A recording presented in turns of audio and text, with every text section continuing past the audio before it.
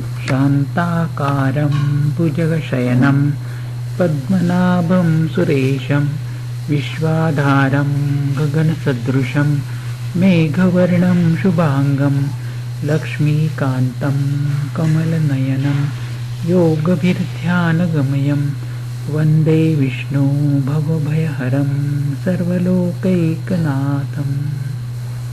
श्रीमद्भगवद्गीता अध्याय 15. भगवान अर्जुनास म्हणाले, मूळ वर आणि अनेक शाखा खाली असून जो अव्यय म्हणजे नाश न पावणारा, छंदासी म्हणजे वेदही ज्याची पाने असे ज्या अश्वत्थ वृक्षाचे वर्णन करतात, तो वृक्ष ज्याने जाणला तो पुरुष खरा वेदवत्ता होय.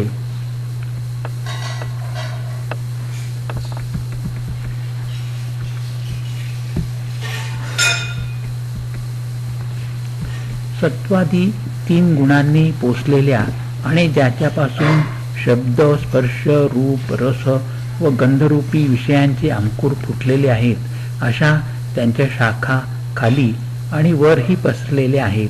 आणि अखेर कर्माचे रूप पावणाऱ्या त्यांच्या मुळ्या खालीही मनुष्य लोकात वाढत लांब गेलेले आहेत. परंतु वर जसे वर्णन केले त्याप्रमाणे इहलोकी याचे स्वरूप उपलब्ध होत नाही किंवा अंत, आदी आणि आधार स्थानही मिळत नाही. अत्यंत खोल गेलेल्या मुळ्यांचा हा अश्वत्थ वृक्ष अनासक्तीरूप बळकट तलवारीने तोडून टाकावा. नंतर सृष्टीक्रमाची ही पुरातन प्रवृत्ती ज्यापासून निघाली त्याच आद्यपुरुषाकडे मी जातो अशा संकल्पाने जेथे गेले असता पुन्हा माघारी येत नाहीत ते स्थान शोधून काढावे. मान व मोह यांनी विरहित आसक्ती दोष ज्यांनी जिंकला आहे, अध्यात्म ज्ञानाचे ठिकाणी जे नेहमी स्थिर, जे निष्काम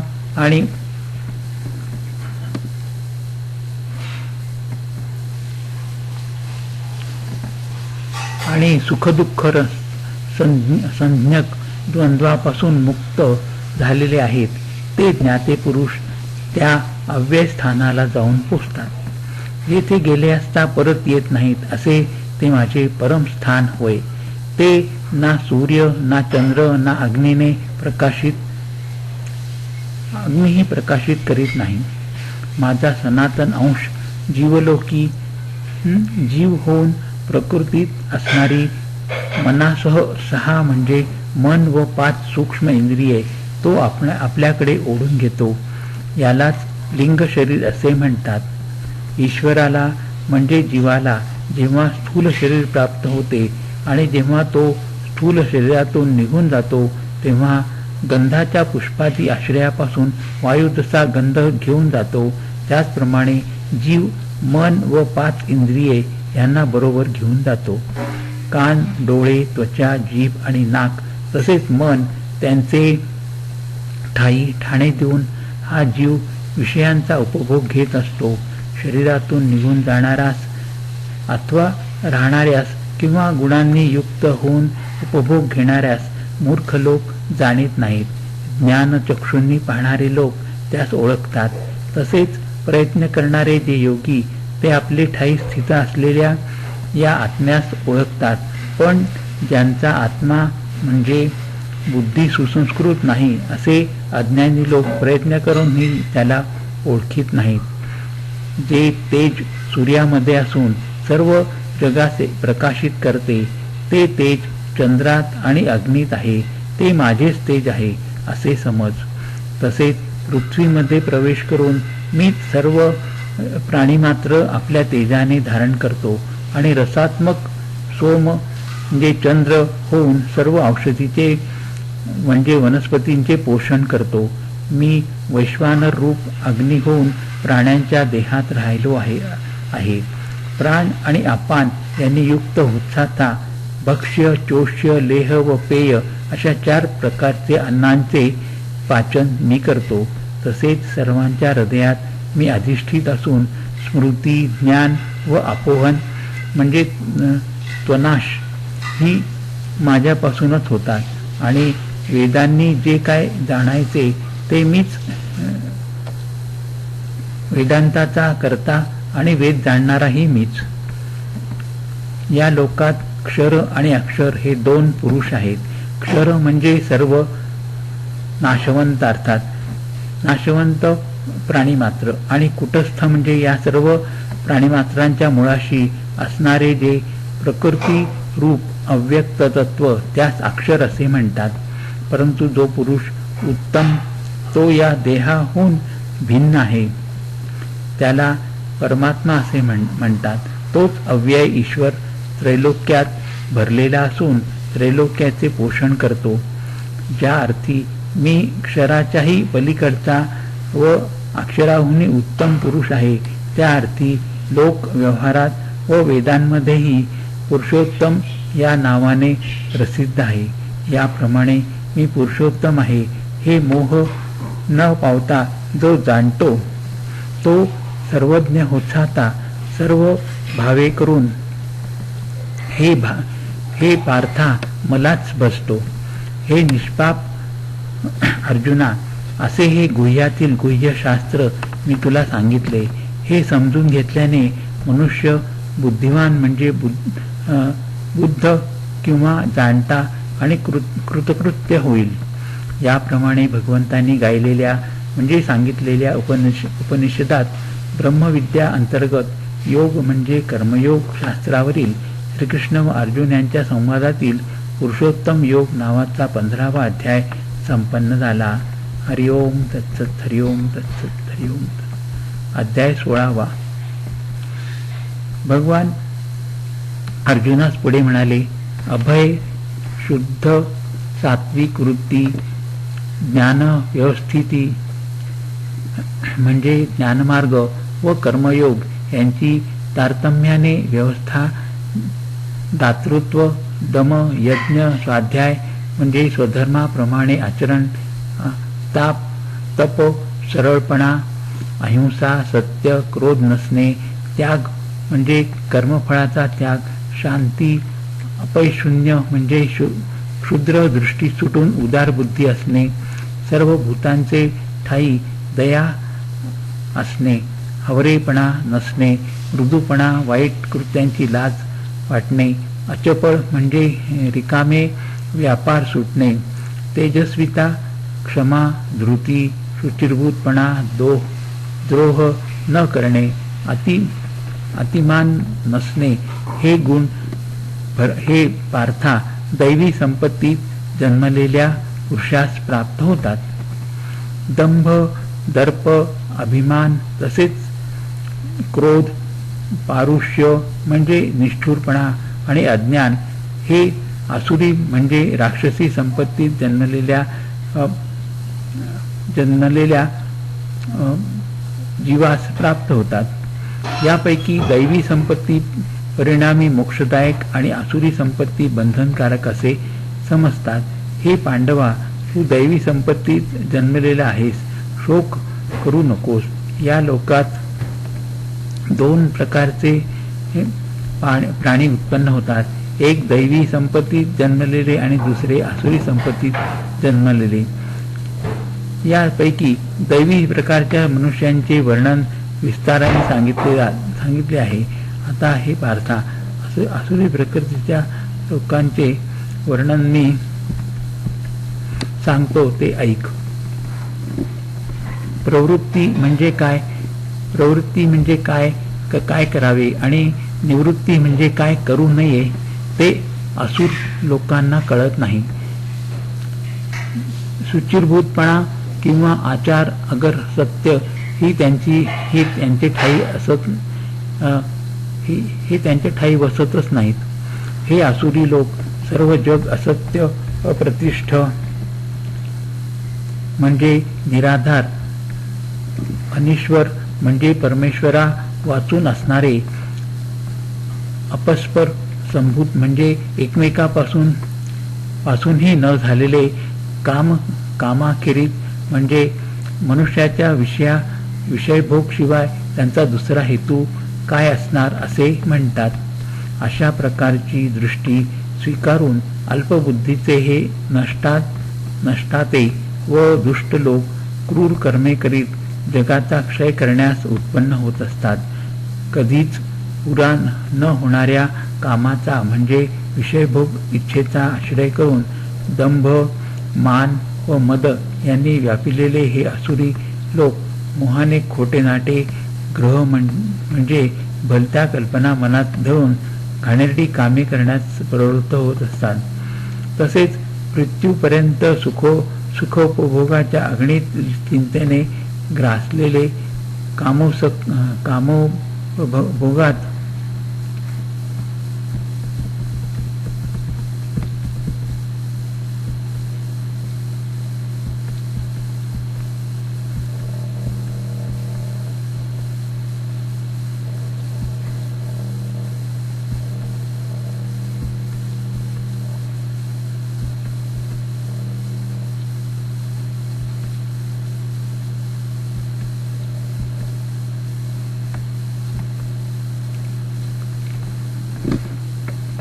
अगणित चिंतेने ग्रासलेले, कामोपभोगात घडून गेलेले आणि तेच काय ते सर्वस्व असे निश्चयाने मानणारे असतात.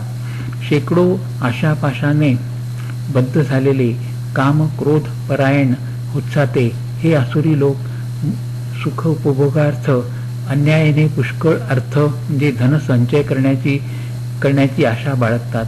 मी आज हे मिळविले, उद्या तो मनोरथ प्राप्त करून घेईन, हे धन आज मिळविले आणि आता पुन्हा तेही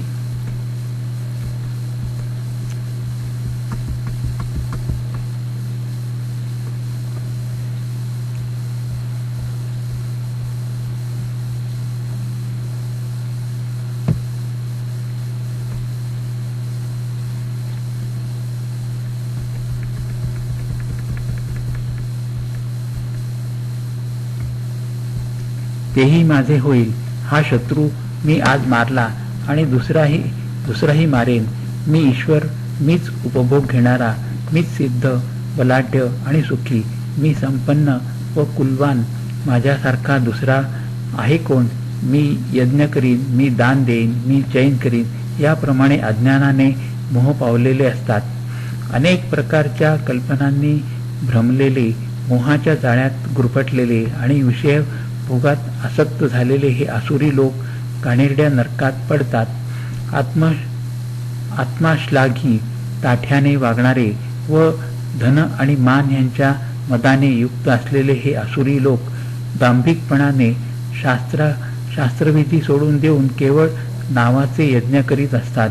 अहंकाराने, बलाने, दर्पाने, कामाने व क्रोधाने फुगून जाऊन आपल्या स्वतःच्या व इतरांच्या देहात असणारा जो मी परमेश्वर त्याचा द्वेष करणारे आणि निंदक असतात.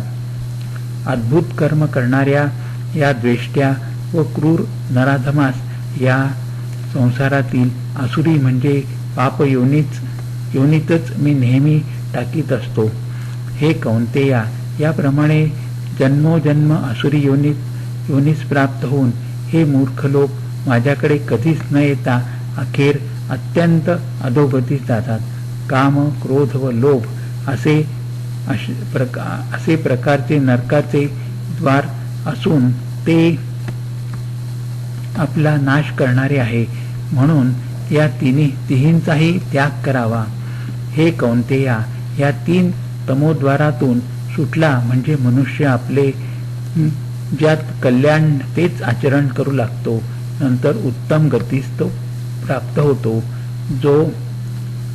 जो शास्त्रोक्त विधी सोडून मनास वाटेल ते करू लागला त्याला सिद्धी मिळत नाही आणि उत्तम गतीही मिळत नाही. तस्मात कार्य व्यवस्थितीचा म्हणजे कर्तव्य कोणते व अकर्तव्य कोणते याचा निर्णय करण्यास तुला शास्त्र प्रमाण मानले पाहिजे व शास्त्रात काय सांगितले आहे ते समजून घेऊन त्याप्रमाणे या लोकी कर्म करणे तुला योग्य आहे. याप्रमाणे श्री भगवंतांनी गायलेल्या म्हणजे सांगितलेल्या उपनिषदात ब्रह्मविद्या अंतर्गत योग म्हणजे कर्मयोग शास्त्रातील श्रीकृष्ण व अर्जुन यांच्या संवादातील दैव असुर संपत्ती भाग दैव असुर संपत्ती भाग योग नावाचा 16वा अध्याय येथे संपन्न झाला. हरिओम तत्सत. हरिओम तत्सत. हरिओम.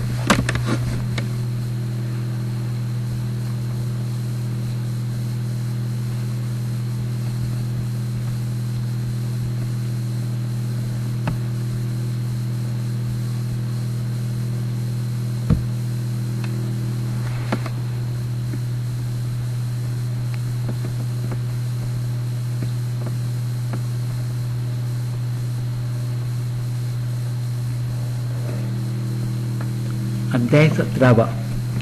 अर्जुन म्हणाला, हे कृष्णा, श्रद्धेने युक्त असूनही या शास्त्रातील विधी सोडून जे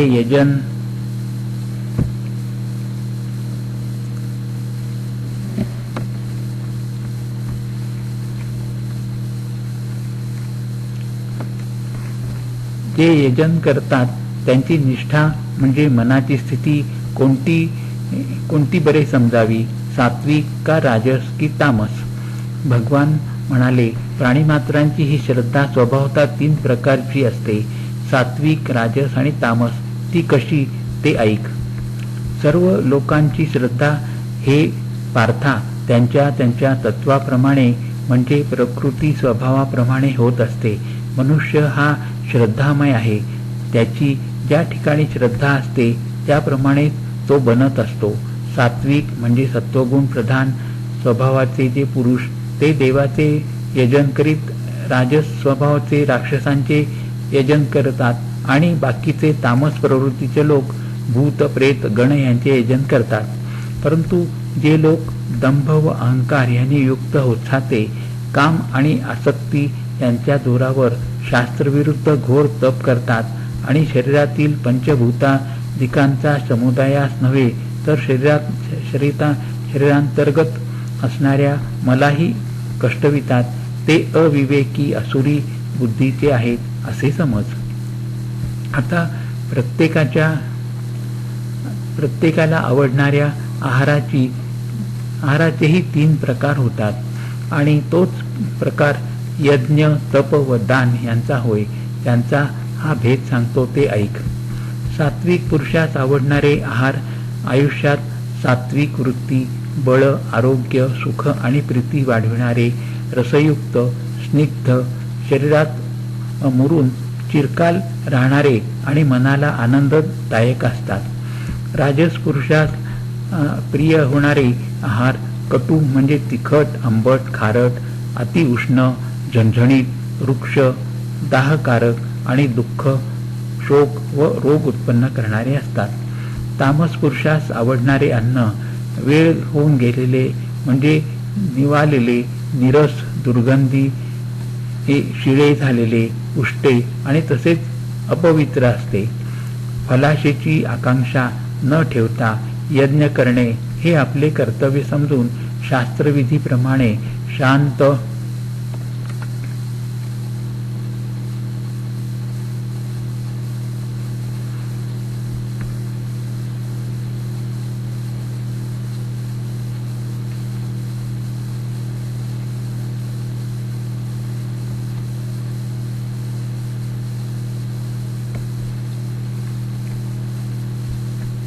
शास्त्रविधीप्रमाणे शांत चित्ताने जो यज्ञ केला जातो तो यज्ञ हे भरतश्रेष्ठा सात्विक यज्ञ होय.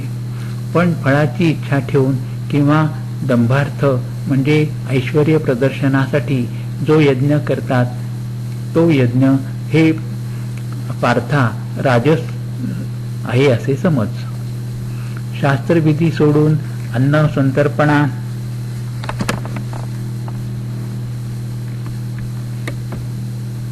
संतर्पणा शिवाय मंत्र वाचून दक्षिणा न देता आणि श्रद्धा नसताना केलेला जो यज्ञ त्याला तामस यज्ञ असे म्हणतात. देव, ब्राह्मण, गुरु व विद्वान यांचे पूजन, शुचिर्भूतपणा, सरळपणा, ब्रह्मचर्य व अहिंसा यास शरीर म्हणजे कायिक तप असे म्हणतात. मनाला उद्वेग न देणारे सत्य, प्रिय व हितकारक असे जे भाषण ते आणि स्वाध्यायाचा म्हणजे स्वकर्माचा अभ्यास यास वाचिक तप असे म्हणतात. मन प्रसन्न ठेवणे, सौम्यता, मान म्हणजे मुनीप्रमाणे वृत्ती असणे, मनोनिग्रह आणि शुद्ध भावना ही सर्व सात्विक तपाची लक्षणे समजावीत. तिन्ही प्रकारचे तप फळांची आकांक्षा न धरता उत्कृष्ट श्रद्धेने व योगयुक्त बुद्धीने मनुष्यांनी केले म्हणजे त्यास सात्विक तप असे म्हणावे. आपला सत्कार व्हावा, मान मिळावा किंवा पूजा व्हावी म्हणून किंवा दंभाने जे तप करतात तेव्हा त्या चल आणि अस्थिर तपास येथे म्हणजे शास्त्रामध्ये राजस असे म्हटले आहे.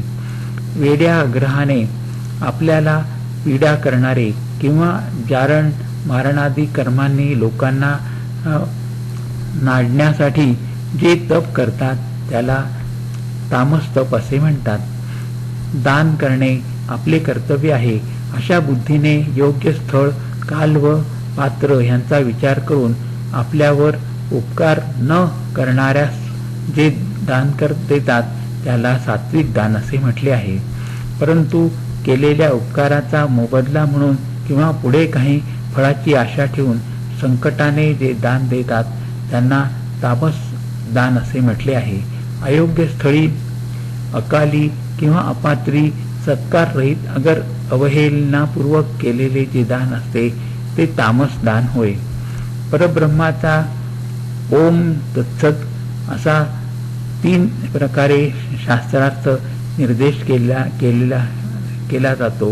याच निदर्शनाने पूर्वी ब्राह्मणांनी वेद व यज्ञ निर्माण केलेले आहेत. तस्मात म्हणजे जगाला या संकल्पाने प्रारंभ झाला आहे. म्हणून ब्रह्मवादी लोकांची यज्ञ, दान, तप आणि इतर शास्त्रोक्त कर्मे नेहमी ओम असा उच्चार करून प्रबल होतात. तत् या शब्दाने फळाची आशा न ठेवता यज्ञ, तप, दान वगैरे अनेक प्रकारच्या क्रिया मोक्षार्थी लोक करीत असतात. अस्तित्व आणि साधुत्व म्हणजे चांगलेपणा या अर्थी सत हा शब्द योजिला जातो आणि हे पार्था तसेच प्रशस्त म्हणजे चांगल्या कर्मासही सत हा शब्द लावण्यात येतो. यज्ञ, तप आणि दान यांच्या ठिकाणी स्थिती म्हणजे स्थिर भावना असणे यालाही सत असे म्हणतात. यांच्यासाठी जे कर्म करावयाचे त्या कर्मालाही सत हेच नाव आहे. अश्रद्धेने जे हवन केले जाते, जे दान केले जाते, जे तप आचरिले जाते आणि जे काही कर्म केले जाते ते असत म्हटले जात आहे. हे पार्था, ते कर्म मृत्यूनंतर परलोकी नाही आणि ह्या लोकीही त्याचा लाभ होत नाही. याप्रमाणे श्री भगवंतांनी गायलेल्या म्हणजे सांगितलेल्या उपनिषदात ब्रह्मविद्यांतर्गत योग म्हणजे कर्मयोग शास्त्रावरील श्रीकृष्ण अर्जुन यांच्या संवादातील श्रद्धा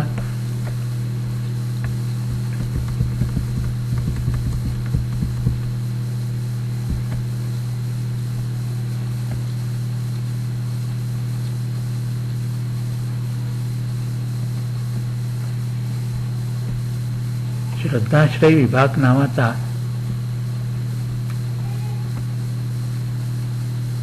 16वा